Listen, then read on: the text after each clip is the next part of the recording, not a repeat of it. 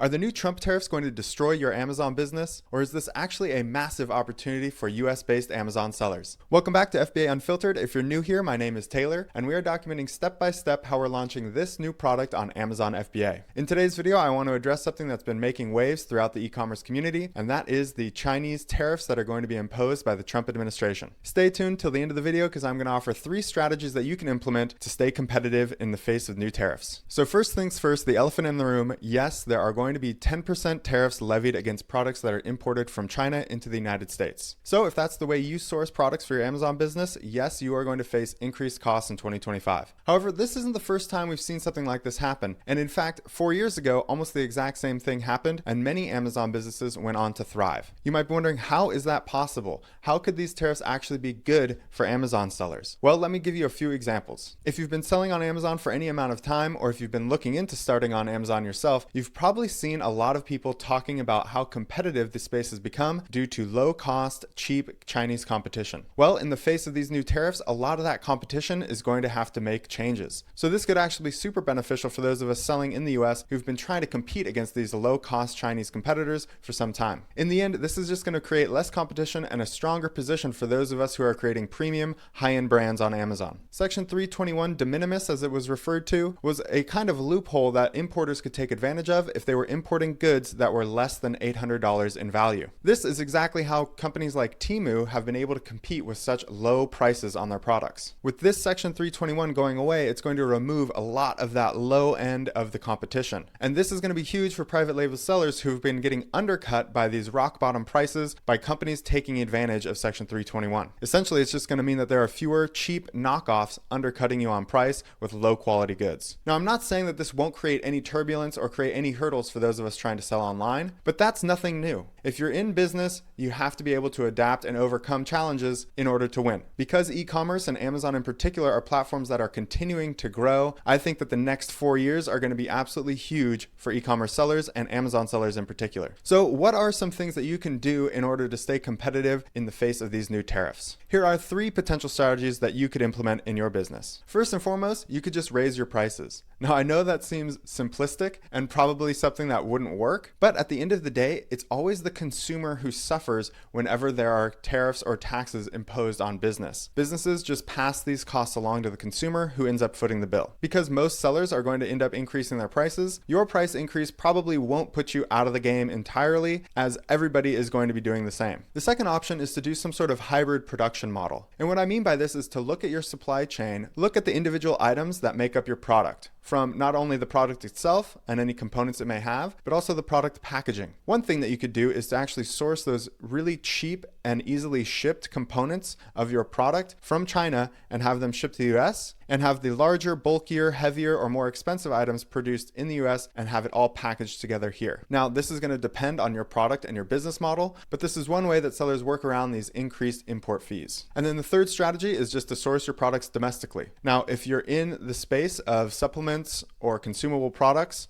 products that are eaten, drank, or put on the skin, this was probably something that you were already doing, and so that's just another reason why these increased tariffs will actually help your business. Obviously, not all products can be sourced cost effectively domestically, and so again, this is something that you're going to have to look at on a case-by-case basis. So at the end of the day, tariffs are just another small bump in the road. Smart entrepreneurs are going to find a way to adjust and move forward despite these small hurdles. If anything, this could actually be a great time to start selling on Amazon, as you will be ahead of the curve from those companies that are having to shift their supply chain from overseas to domestic suppliers. But that's just my opinion. Let me know in the comments, what do you think about these new tariffs and how will it affect your business? I hope this video was helpful. If it was, please leave a like. It lets me know what type of content to keep creating. And as always, thank you very much for watching, and we'll see you in the next video.